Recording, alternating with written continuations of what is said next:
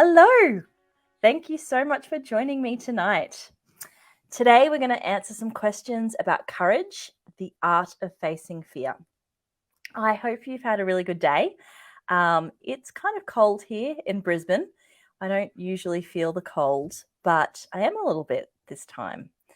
I think it's quite cold in Victoria and in New South Wales as well. So if you're from those states, then I hope you're all rugged up to sit with me and watch the live stream tonight. So if you don't know me, I am Caroline from Ninth Career Coaching, and I help people who are in between stories in their lives discover their authentic selves and move to the next chapter with confidence and strength in knowing their personal worth. So in this coaching session, I'm going to explain what courage is and give you some tips about how to incorporate it into your life for significant positive outcomes. So I have a few questions here that I'm going to answer. If you want to pop questions into the comments, you can definitely do that. Just put your name as well, because I can't see it unless you actually write your name in the comments. And I will, answer those as we go through. So I guess the first question is, what is courage? And, there's always a quote that is very helpful to explain things. And, Nelson Mandela was a fella that did pretty big things. And he said, courage is not the absence of fear, but triumph over it. And although he was someone that did big things, it's important to remember that with our individual courage, it's the small ways and the small steps that we show it through that really count in our lives. So courage is an internal quality, and it's linked to acting in line with your core values. And one of the things that was brought to my mind when I started doing my research for this coaching session was the movie The Castle. Hopefully everybody's seen that, because it's such a great movie. But, you think about it's such a great example of someone sticking to their values the whole way through. It would have been so much easier to give up and take the money and go. But, these people really stuck to their values. Courage is also something that's really influenced by the culture and the environment that you're in. So if you're surrounded by people who are confident and bold, then you're more likely to feel safe acting with courage. And the opposite applies as well. So if you're surrounded by people who are fairly stagnant in their lives and don't really reach out and do anything new, then, that has an influence on you as well. So I think it's really good to sort of stop and think about the 5 people that you spend the most time with. Are they people who are embracing new things, who are holding firm to the things that they believe in? And, I'm not saying don't spend time with those people if they're not, but maybe introduce some new people who are doing those things into your life for some good influence.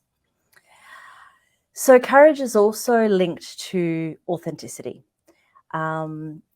If letting go of other people's image of us is a really courageous thing to do. It's quite a hard thing to do, because we struggle with that quite often, looking at ourselves through other people's eyes. Being open about what our values are, what we care about, and showing people our inner world. So that's basically our vulnerability. And, a great example of that is, we have, with mental health, we have, Are You OK Day? And there's a lot of media around that, but actually stepping up and saying, actually, I'm really not okay. I could do with someone to talk to, or I could do with a bit of a hand. That takes a lot of courage to be able to do that. One of the other things that is important to think about when it comes to courage is it's not necessarily always external. So we have a lot of interpersonal conflicts within ourselves. So, we have the angel on one shoulder and the devil on the other sometimes. And it's the courage to do something despite those competing forces within us. And that really links back again to making decisions based on your values. So the next question is, why is it important to show courage in your life? So without courage, we won't take any risk to improve or have new experiences. What that made me think of is both of the times in my life where I've decided to go to uni have really, they haven't sort of sat within like what you would think of as a regular timeline. So I didn't finish high school and get amazing grades and go to university and finish my degree and get an amazing job. That's not how it worked for me. I did eventually get into uni after doing, I think, a TAFE course, and decided that I wasn't really enjoying it. There were other things going on in my life. And then when I was in my, I guess, early mid-20s, I decided to go to uni, and I did that part-time over 7 years. And then I did it again last year. So I'm doing a uni course now, which is probably going to take me about 4 years. And that's kind of a risk because, it takes up a lot of time, it takes up a lot of money, clearly. But for me, it's always important to improve and learn and sort of, take on new experiences. So without courage, there's not really a path to new friends or careers or new experiences. If you think about the times in your life where there has been a new experience, chances are it took you some courage to get there. When you make new friends, you have to reach out a little bit out of your comfort zone. Same with romantic partners. When you're changing jobs or trying something new, you need a degree of courage. And from courage comes confidence. So the more you do something, the better you get at it. So having the courage to take the first step is really important. So the third question that I have is, how do I build courage? Well, there's several blocks or learning blocks, I feel, that are involved in building courage. And the first one is self-awareness. So courage is linked to self-awareness because we need to be aware of what we don't want and what we do want in our lives. And if you don't have the self-awareness to understand what you like or what you believe in, then you won't have the clarity to stand up for those things when it's important. So again, this is really linked to having a strong awareness of your values.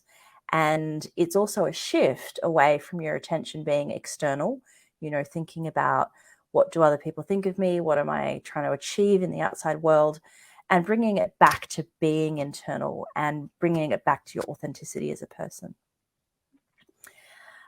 So having a deep and true understanding of yourself will connect you to your authentic self.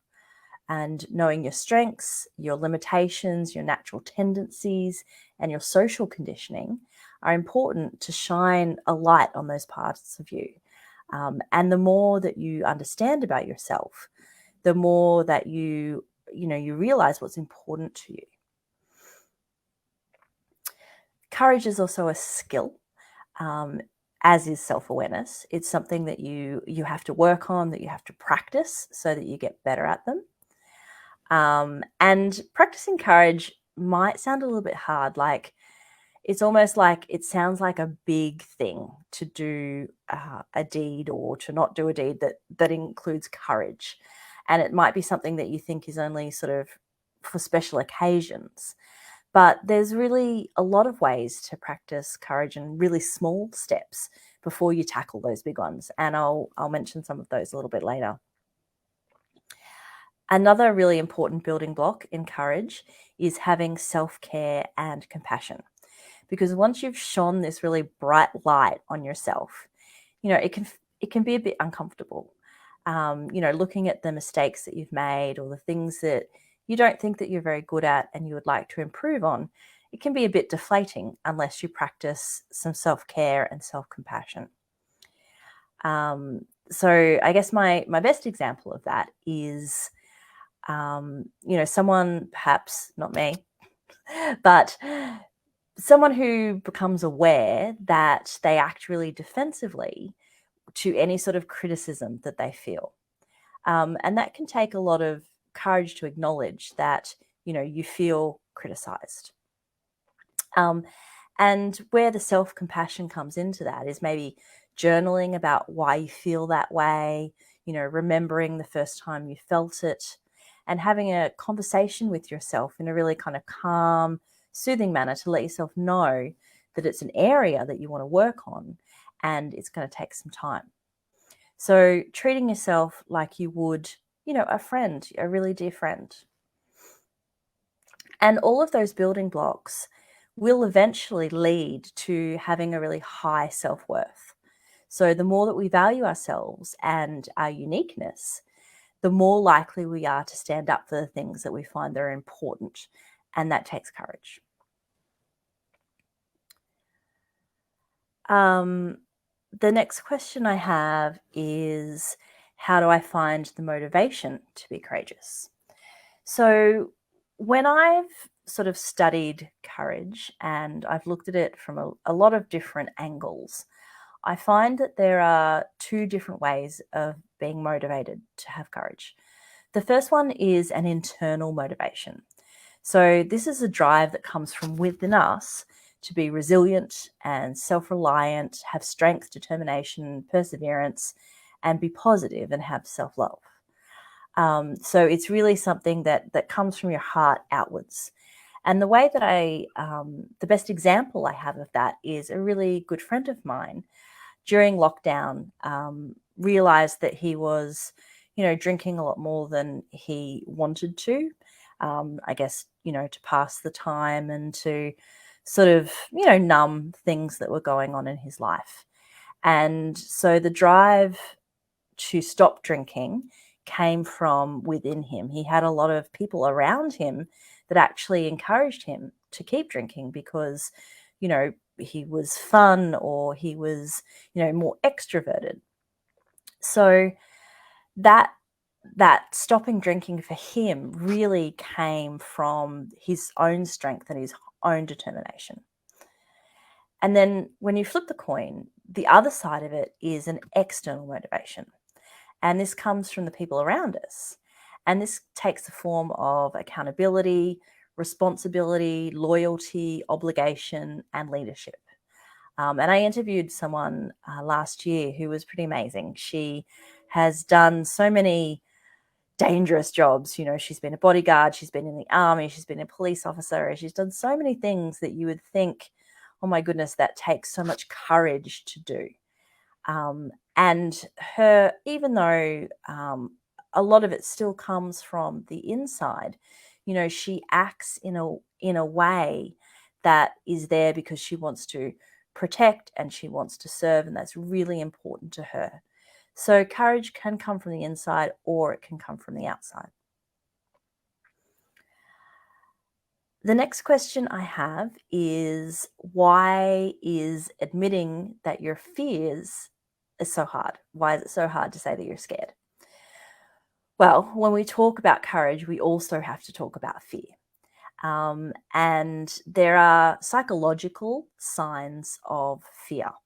So the first one is that you feel a bit of apprehension. The second one is you have a physiological reaction. So your heart might start beating fast, or you might get, a little bit tense. And then the third one is taking action. So taking action, or sometimes even not taking action, is where the courage comes in. And the example that I think of with that is when I first started doing these videos for life coaching. So I would turn the video on, I would have a script or I would have points that I wanted to talk about, and I would promptly forget how to speak. Like my words would run into each other and it was just an absolute nightmare. So I had that feeling of apprehension, like, oh my goodness, I want to make this really good. I want people to get something out of it. And the psychological reaction, which was, the increased heart rate and all of that kind of stuff, would get in the way of me actually being able to do it. So that's one of the reasons that I started doing the live stream, is so that I could basically just get over that physiological reaction. The heart still pumps when I'm live, but I can handle it a lot better than I used to. And, fear is really a chain reaction in your brain. So it starts with a stressful stimuli and creates the feeling of stress, which is, all of those things going on in your body. And that's kind of your fight or flight response. And then, that stimuli can be physical or it can be emotional. And also it can be a fear of anticipation. So something that hasn't actually happened yet can cause the fear. It's the actual thought of what could happen that's enough to create those physical feelings. And when I was doing research into fear, I discovered that, although our fears are very unique to our own lives and our own situations, they do fall into particular categories. So the categories that I came up with for fears are criticism, failure, rejection, disappointing other people, success, facing inner demons, change, loss of control, inadequacy, missing out, tragedy, emotional pain, loneliness, regret, physical pain, and abandonment. So even though our circumstances for each of those might be different, we will find that we have fears that fall into the same category. And being able to stand in moments of fear is to be courageous. I had a great question. Someone said, what is the difference between courage and confidence? So if we break that down and look at what confidence is, it's feeling sure, it's feeling competent, like that you can do something.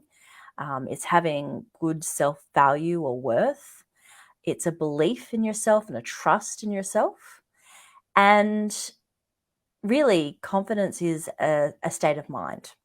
So if you only spend your time with your mind, with confidence, then courage can't actually grow because you're not taking action. So if you look at what courage is, it's actually an action or an inaction, but it's a conscious inaction. So courage is feeling scared and taking action. It's bravery, it's strength, it's perseverance, it's controlling fear. And you have to be willing to be courageous without confidence. The confidence will come later, but you need to take the steps first to get there. And they are interlocked. When you are in a courageous space, you'll feel sure that your action is the right path, and you'll believe in what you're doing, and confidence will inspire you to be courageous. So that's when I talk about surrounding yourself with people who are bold and who are unafraid and doing things to stand up for who they are. The more you're surrounded in that environment, the more you're going to have the confidence to try it out for yourself. Another question I have is, what does everyday courage look like? So it says in the comments here, is courage always something big, or can it be small things? So courage is often built from the small things, and it can get bigger and bigger based on those building blocks that we talked about earlier. So the way that everyday courage can look is very simple things.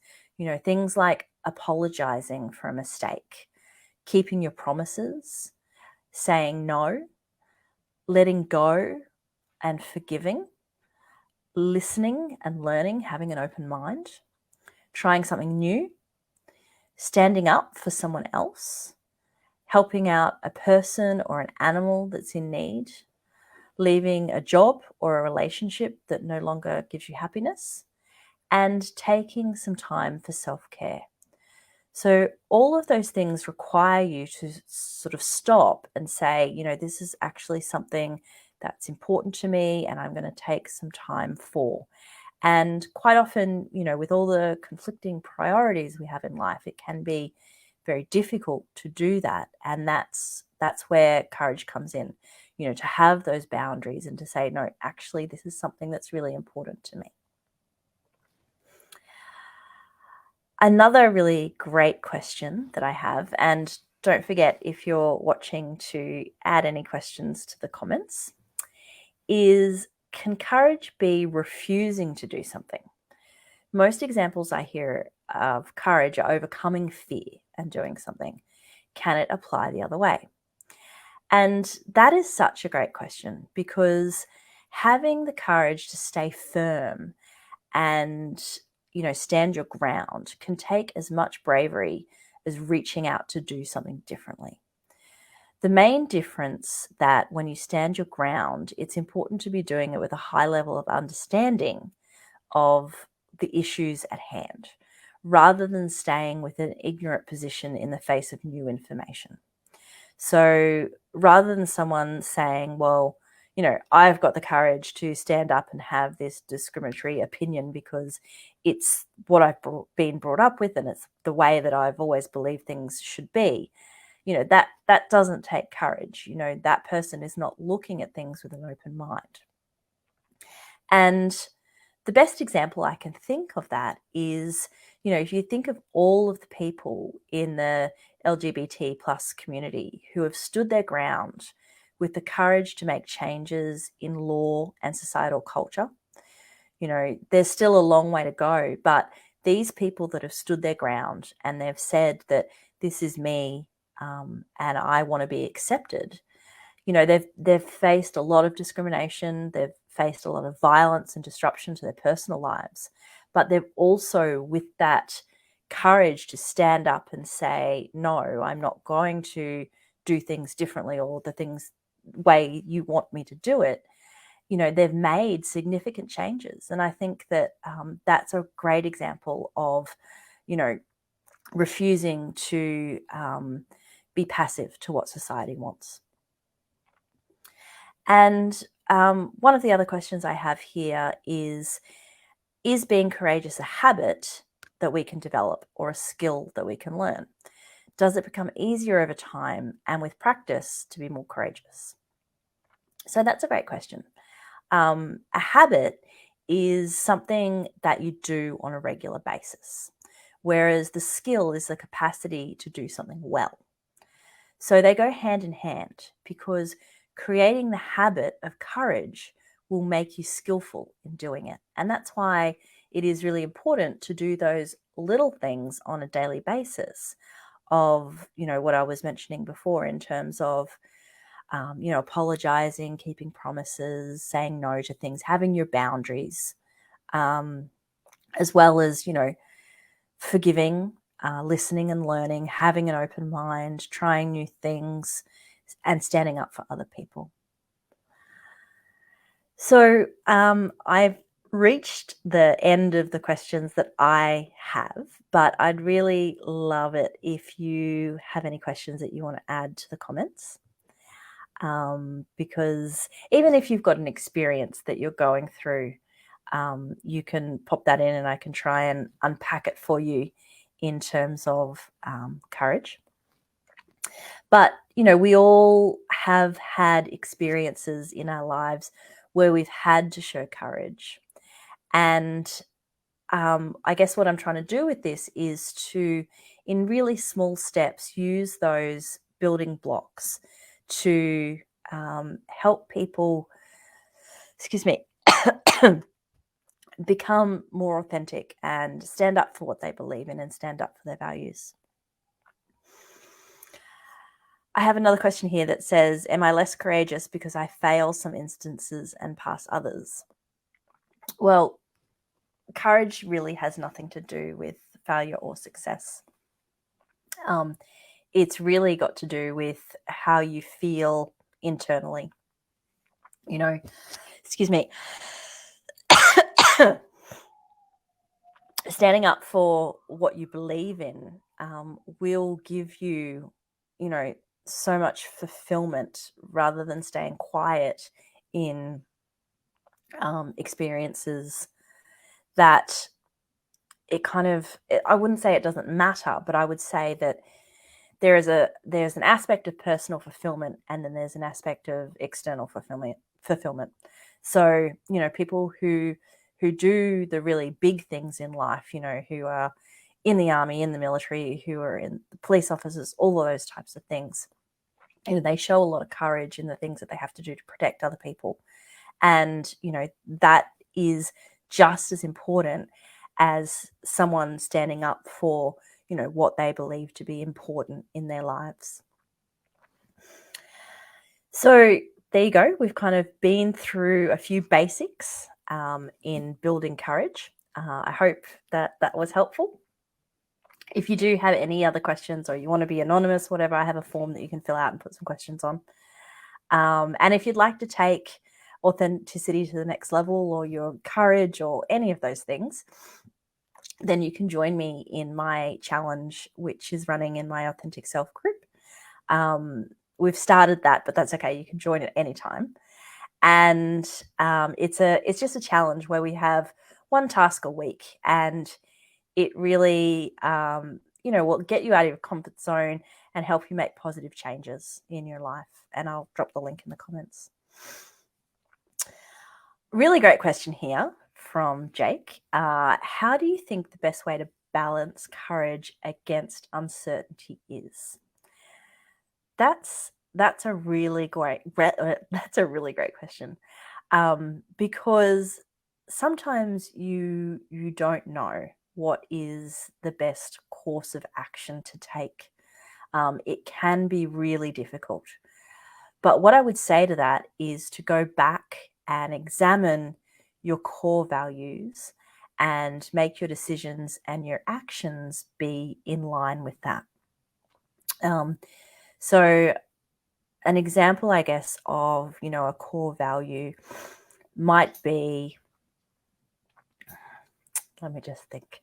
So friendship, the importance of friendship might be a very strong core value for someone. And, you might, in that instance, if friendship is, the most important thing to you, you might have to make some sacrifices for that. And that's where the uncertainty comes in, But if you've made your choices about your values and you're very clear on them, then that will give you a guiding light to where your action should be and how you should make your decisions. Thank you to whoever said it was a great session. I really, really appreciate you guys being here. And I will see you again in a fortnight. Bye for now.